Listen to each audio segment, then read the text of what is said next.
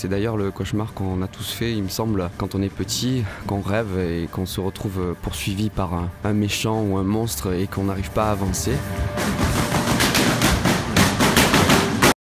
Là, c'était une réalité.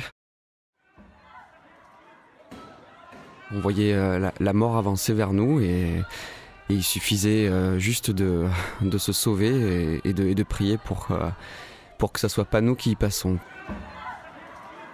J'ai entendu qu'il y avait une issue de secours vers la gauche de la Seine. Je m'y suis dirigé en passant derrière le rideau noir et je me suis retrouvé dans une voie sans issue où il y avait 2 fenêtres. Alors j'ai regardé vers la fenêtre et j'ai vu qu'il y avait trop de hauteur pour sauter. Et donc je me suis réfugié bêtement dans une bouche d'aération avec les pieds dans le vide. Et c'est là où j'ai vu la femme qui était pendue à la fenêtre et qui demandait aux gens qui passaient en bas, qui fuyaient, de la rattraper. Elle voulait se jeter.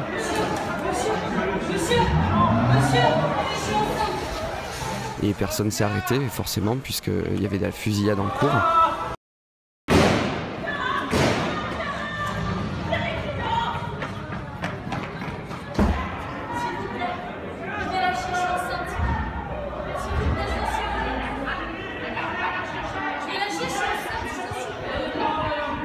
À un moment, elle dit qu'elle va lâcher, donc dans ce cas-là, on ne peut pas regarder quelqu'un mourir sous ses yeux, il y en avait déjà eu trop.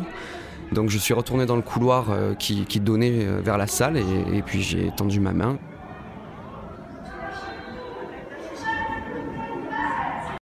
On m'a demandé si j'étais traumatisé. Oui, parce que j'ai vu la mort de près. J'ai vu quelqu'un se faire shooter à 1 mètre de moi et je me demande encore pourquoi c'était lui et pas moi. Et effectivement, les vrais héros, en fait, ils sont morts.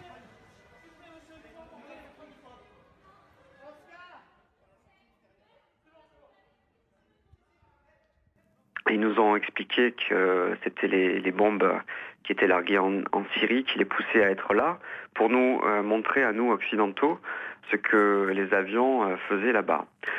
Ils nous ont expliqué que c'était que le début et que la guerre commençait maintenant, qu'ils étaient là au nom de l'État islamique. Et ensuite, ils nous ont demandé si on était d'accord avec eux. Je vous laisse imaginer le silence qui a plané à ce moment-là. Ils m'ont tendu une liasse de billets à ce moment-là et ils voulaient savoir si l'argent avait une importance à mes yeux. Ce à quoi j'ai répondu évidemment non et ils voulaient que je brûle cette liasse de billets. On en a conclu qu'ils avaient voulu sauver leur vie et à un moment ils ont voulu se sauver finalement en nous prenant en otage. Ça a été notre chance qu'ils tiennent à leur vie, mais ils ont réalisé trop tard que la vie était importante.